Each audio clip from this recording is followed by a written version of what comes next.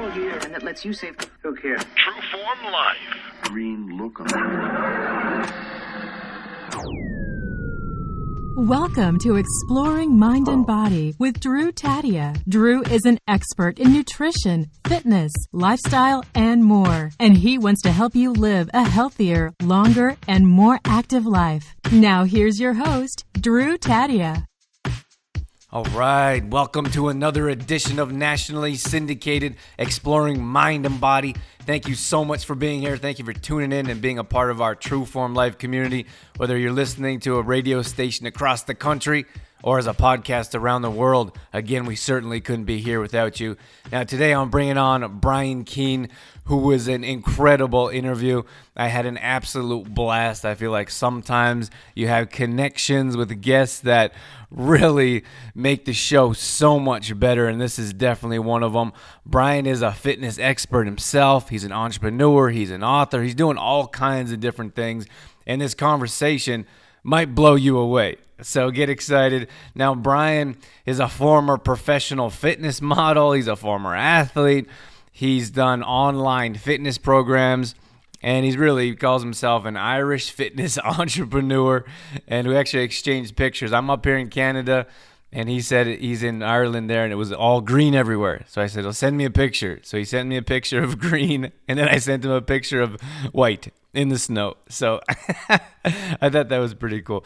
But Brian's coming on to talk about holistic wellness and how you can improve your health in a number of different ways. Mindset is something that he specializes in. We talk about morning routines. There's so many takeaways here. I know you're going to love it. So sit back and enjoy. We got all that coming up on... This is Exploring Mind and Body. Naturally improve your lifestyle one show at a time with your host, Drew Tadia. All right, welcome to another edition of Exploring Mind and Body. We have Brian Keane with us, as you heard in the introduction, so I can't wait to get into the show. Welcome to the show, Brian. Drew, thank you so much for having me on. I'm so excited to get rocking. This is going to be a blast. Brian, tell me where you are right now. I was just saying, just before we went live, that I am in the west of Ireland, in the middle of a valley, looking over just a sea of green. It's where I grew up. I moved away. I lived in California for a year. I lived in London for 4 years, and now I literally live in the west of Ireland with about 200 people in my village. It's incredible. And what is it like going from? Well, where were you in California? I was in Berkeley. I was working with Berkeley University. I was teaching soccer over there. And then I moved to London after for 4 years. So between California and London, it's a bit of a change of scenery to be back home again. So I love it. So what is it like going from a bunch of people to no people? It's funny because had you asked me when I was younger, when I was 17, 18, I was like, I want to go away. I want to go to the States. I want to go to Canada. I want to go to the UK with his people, and I loved it at the time. And then as I got older, I turned 30 late last year, and I've got a daughter. She's 2 now, and it's funny how your priorities change as you get older. And now I love the fact that it's quiet and there's nature, and like my internet doesn't even always work. It'll work for this. We're fine. We're covered. But there's days when it doesn't always work, and a part of me loves that, having came from the rustle and bustle of even California, where I learned so much. And I probably molded a lot of my fitness journey, but I love the fact now that there's quietness and there's green. I wouldn't change it for anything. Very cool. I think we have a bit of a similar story. I traveled for 10 years. I was all over the world. And for whatever reason, I was always drawn back to where I grew up. And it's just very interesting. I do spend time in other parts of the world, California being one of them. But again, for some reason, I'm always drawn back to where I grew up. And I've talked to other people that have a similar story too. So I think that there's really something that draws us back to where we grew up, an environment that we're used to, friends, family. It's probably something inside of us that just says you got to come back. It's so funny. It's like an internal compass that you just seem to navigate back towards home. It's incredible. Yeah, you can't get away from it. Yeah, exactly. Brian, how did you start out in the fitness world, or what brought you to where we are today? So my background in fitness was I grew up playing sport. So I know, like yourself, with your baseball background, from the age of, since I was able to walk, I played Gaelic football, which is the national sport in Ireland. It's kind of like a combination between basketball, American football, and soccer. Basically, it's like a combination of those three sports. And I played that since I was able to walk. And it brought me into the fitness lifestyle very, very early. And basically, I joined the gym. I started lifting weights when I was 13, trying to get stronger for sport. And it kind of fed into that. My 16th birthday present was a gym membership. My mum bought it for me for my birthday. And from there, I've been lifting weights and training consistently for, the last 17 years. I've traveled the world as a professional fitness model. I went down that route for a few years. I was a competitive bodybuilder. Now I do marathons and ultra marathons. I'm running the Marathon de Sabla actually in the next 3 weeks, which is a 256-kilometer run through the Sahara Desert in Morocco. So I have that as the next thing on my card. So just a bit of everything. I love training. I love fitness. I love how it has helped shape my life, and now seeing it with the clients and the people that I work with, how everything changes when you're able to build in the discipline that fitness gives you, how your energy levels improve, how your mind and focus and mental health improves, and how it shows up in all areas of your life. So it's one of the reasons that I love it so much, which I'm sure you've seen yourself, and with people that listen to the show, I'm sure they resonate in the same way. Do you have a morning routine, Brian? Yeah, right now my morning routine it took me about 6 to 12 months to really hone it in right. I get up at 5 a.m. every morning, and I don't touch anything reactive for the first hour of the day. I had this really bad habit of going onto Facebook or Instagram or Snapchat or whatever it was first thing in the morning.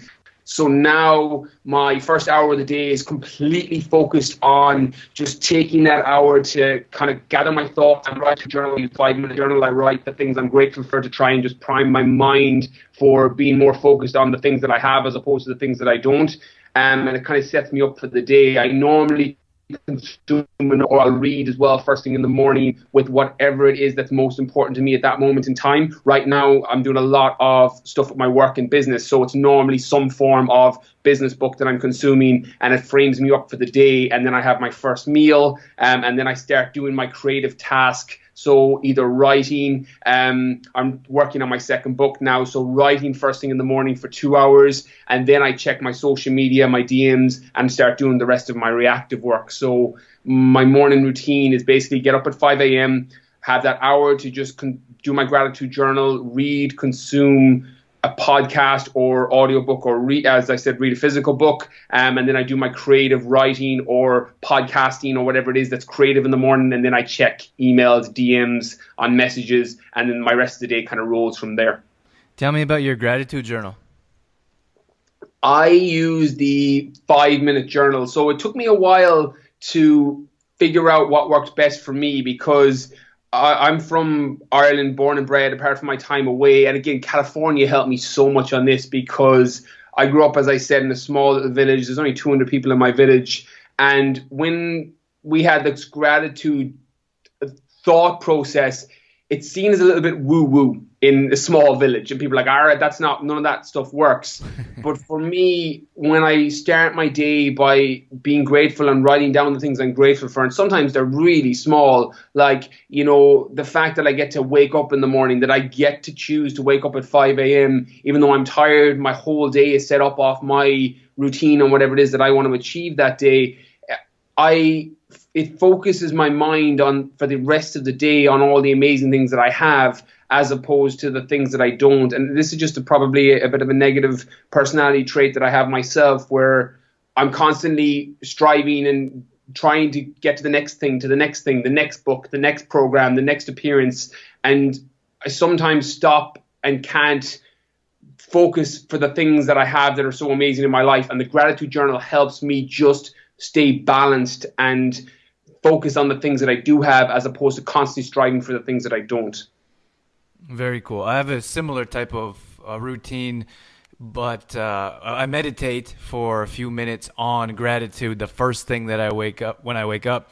And it kind of trains your brain, and I didn't really notice it until I started doing it consistently. But throughout the day or in the evening, sometimes I wake up and I'm a bit groggy, like just woke up, and my mind just automatically starts to think about what I'm grateful for, which is kind of crazy.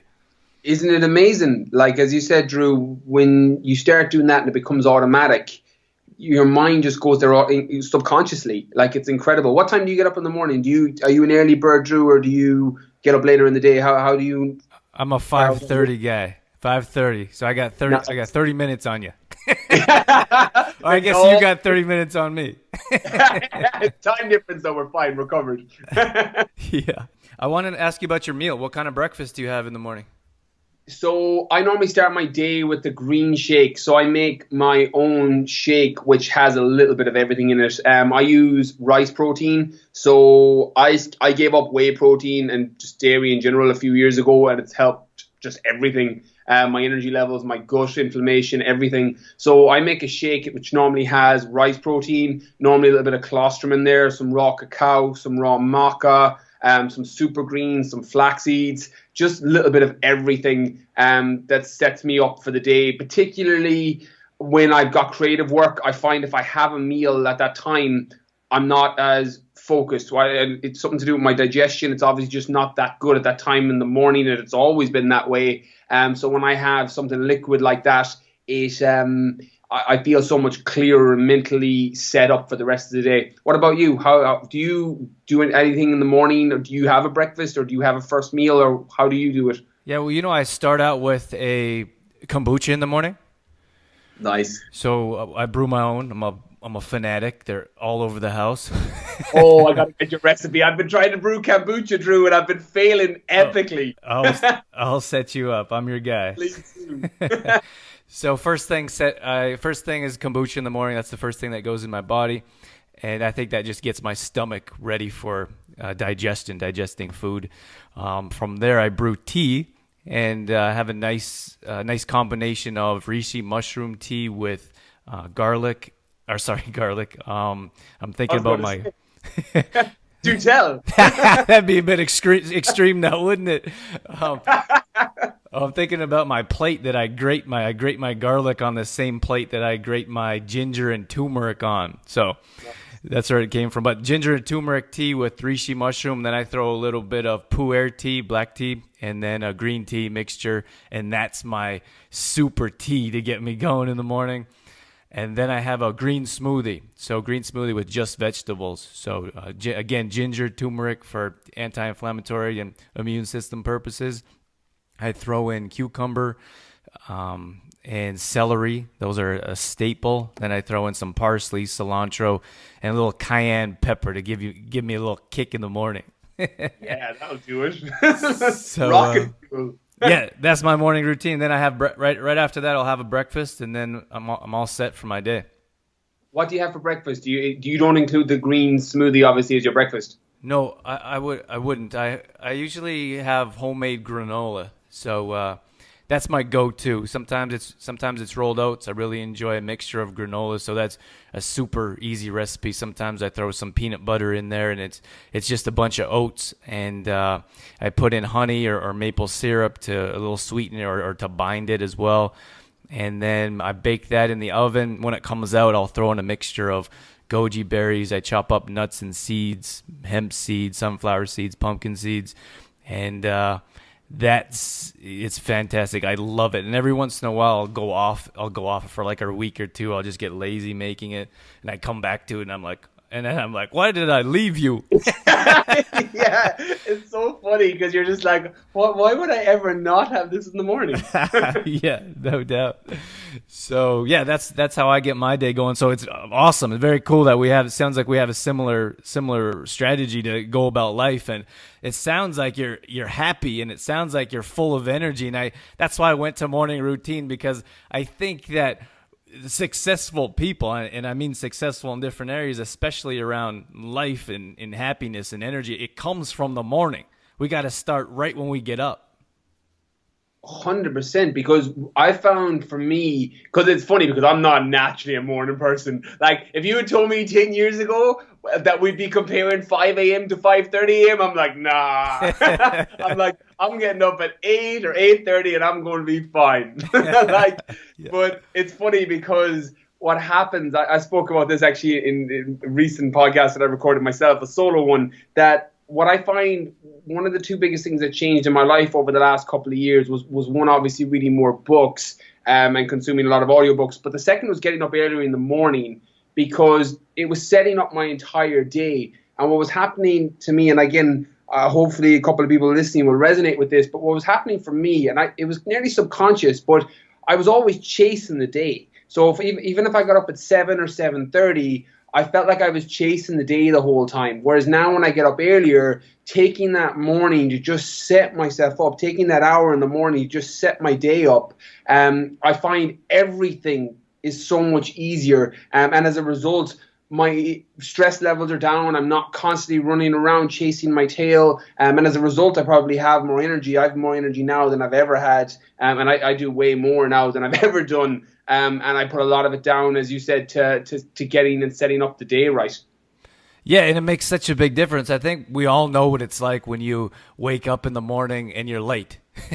And it's horrible. It's the worst thing, because it's not just you're late for that first appointment. You're late for the entire day. Yeah. So yeah. I always say, like, it's the exact opposite feeling. Like when you rush around and you're late and you know your whole day's thrown off, think about the exact opposite and getting ahead of the day, like you mentioned there, Brian, and feeling like you're proactive and everything is already set in place and you know what you're doing. That's why I think it's so important to have these morning routines we're talking about.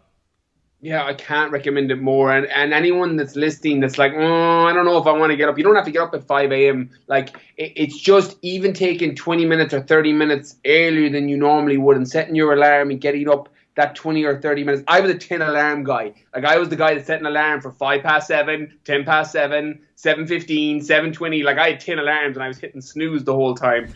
And when you just set it 20 minutes earlier, it just, as you said, allows you to get proactive about the day and you're not chasing it. That has made, from personal experience, an unbelievable difference in my life and compounded over the last few years. I couldn't recommend it more to anybody, as you're saying, Drew.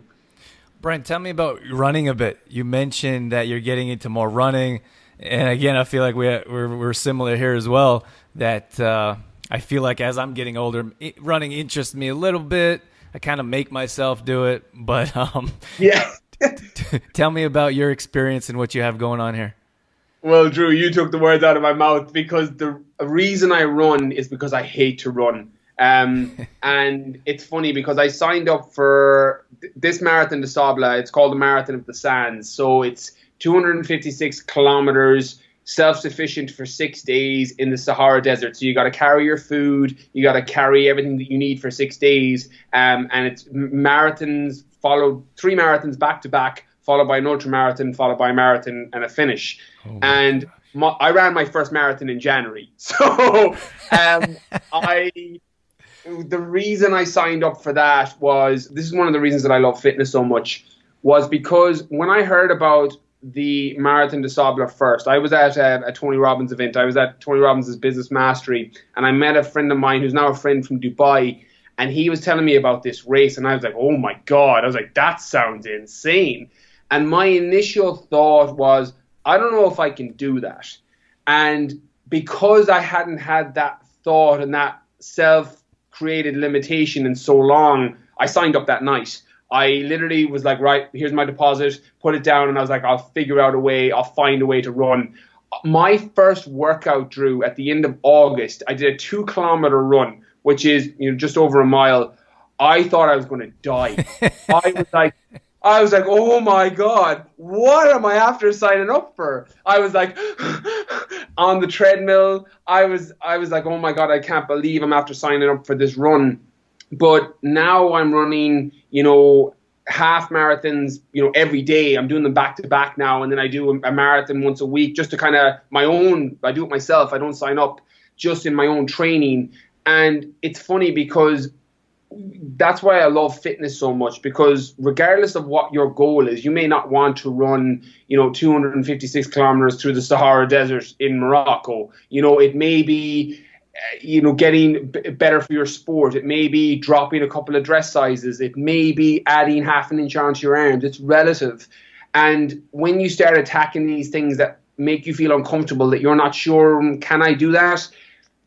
It starts translating into all areas of your life. Because for me, and I'll use myself because you're probably your own best example, and now that I'm nearly at the time for this race and I'm running, 100 kilometers comfortably every week, and that once upon a time to me, even, at the end of August last year, I would have looked at that number and be like, there is no way I can run 100 kilometers in a week. No way, no chance, can't do it.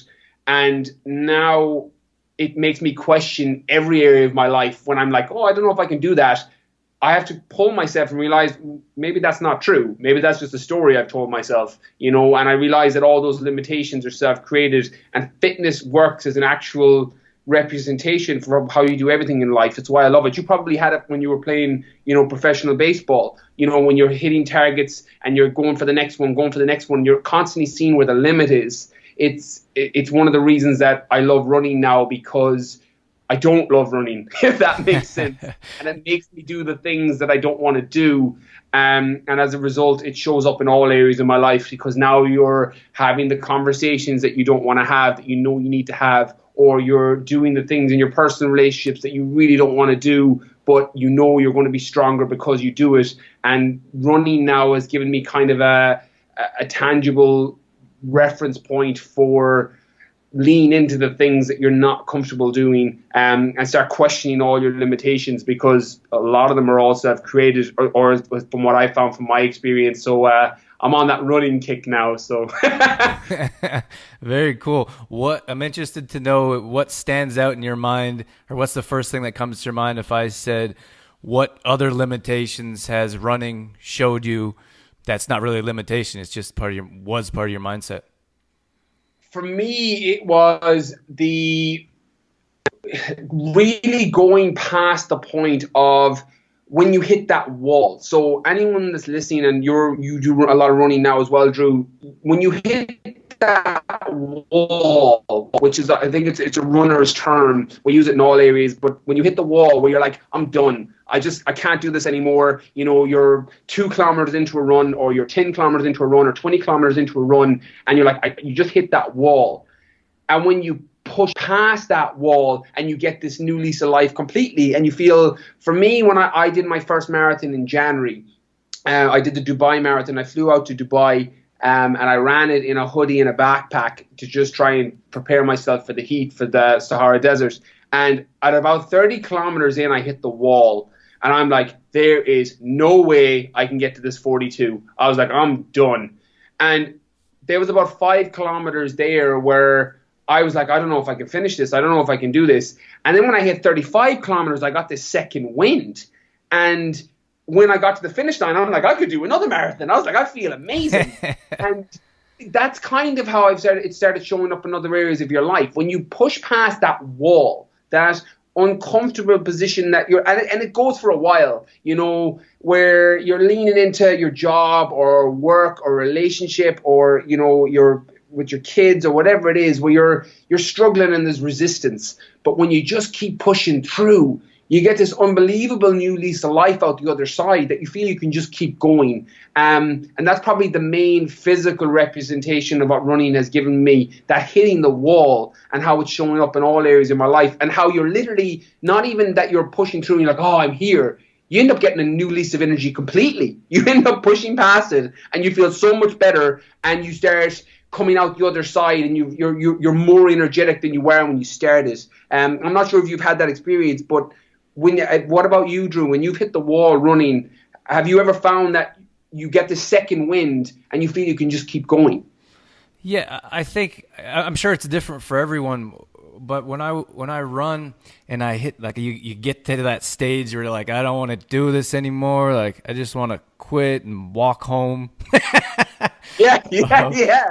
I feel like it's an athlete mindset. I don't know if someone that didn't grow up with sports would have it. Maybe they would, but for me, it feels like everything shuts off. You get to a point where it's just unlimited misery in every way possible. Especially, I find this in running, like no other sport, and I've played many for years, but no other sport do my hips or knees ache, and I'm just so miserable. I want it to be over with. So I feel like there's a point where my mind turns off and everything goes away. There's no pain, there's no running. It's just everything is gone, and you're still running, and you almost don't even know you're running. And then that's when I feel like I hit my stride, and I feel like I could run forever. I love that feeling, like that runner's high that comes. Like, it's just, you feel like you're on a cloud when you get to that point. And again, it's funny because it's relative. Now it might take longer. Some people get it after 2 kilometers. Some get it after 10. But as you said, getting to that point, and I have a lot of friends that didn't grow up with sports and who took up running, and that's what keeps them going. It's funny because, as someone as successful as you are in all the areas that you're in, and past and current, that it's what you're doing every day. And when you start to love the process and you start to enjoy, and you start linking that pleasure from running, that high that you feel you can keep going, when you start to get that, it starts to become part of your habits and routine and what you do every day. And that's the kind of key for long-term success. I love the Buddha quote that, how can you be happy on the journey at the destination if you're not happy on the journey? And every time we're doing a run and you start linking the pleasure of the way you'll feel to it, it just becomes habitual then. And before you know it, you're running 3 times a week, or 5 times a week, or 7 times a week, and you just feel better, you feel healthier. And again, that looks different for every person, but it sounds like you kind of got into that as well, if I'm understanding right. Well, I'm not quite at your level. I'm not even close. I'll completely go. Relative, though. Completely relative. But I know what you mean. Yeah, I enjoy that. I enjoy the success, or the feeling of success when you push past and you don't want to do it from the beginning. Kind of like a cold shower. I'm sure you've done some cold water therapy or sat in an ice tub, and you don't want to do it, and it's going to be painful. But once you push past, and you feel that high that you're talking about, and then it's over with, and you're like, wow, I accomplished that. I did that, and all the things that said that I didn't want to do it, or that maybe I couldn't do it, I got past that. And that feeling, I think, is what makes me continue to push through tough workouts or tough runs or long distance things that I'd rather not want to do. Brian, I'm almost sad that this interview is coming to an end. Me too. This has been awesome. I could talk for another hour. I'm not sure I experienced that in the 7 years we've been on air. So thank you so much. It's been an absolute blast. Brian, I want to give you a couple minutes here. Tell us about your book, maybe your website, anything you want to share with our audience in case they want more information about you. Awesome, man. Drew, thank you so much for having me on. This has been a blast. And for anyone that wants any more information on me, you can check out my podcast, which is the Brian Keane Fitness Podcast. I have weekly episodes with guests and solo where there's questions and answers coming in. My book, The Fitness Mindset, which was 8 weeks on the Amazon bestseller list, is available on everywhere online. My website, briankeenfitness.com. I'm on Instagram, I'm on Facebook, I'm on YouTube, I'm on all the social media channels. You can literally just put my name into Google. So hopefully, if anybody wants to check me out, or hopefully I can try and provide value from my other platforms as well after this. But Drew, thank you so much again for having me on. This was awesome. Yeah, it's been my pleasure. Thank you so much, Brian. True Form Life. All right, that's going to wrap things up for this edition of Exploring Mind and Body. As always, thank you so much for being here. Thank you for tuning in and sticking around till the end. I hope you enjoyed that interview as much as I did. So much great information from Brian. I just want to let you know all past shows are going up on exploringmindandbody.com. So if you ever miss a show, you can go back and check them out there. We also have a free app you can download on any Apple device, so you can download the show and take it with you wherever you go. And you can find more details as to what we have going on at trueformlife.com, where we do our meal planning, grocery shopping lists, at-home fitness routines, and more. I'm going to leave you with that. Once again, thank you so much for being here. That's it. That's all I got. I'm out of here. As always, I'm your host, Drew Tadia, in health and fitness for a better world. Thanks for listening. You've been listening to Exploring Mind and Body with Trueform Life's Drew Tadia, fitness expert. To find out more about the show, Drew Tadia, or to listen to past shows, visit exploringmindandbody.com.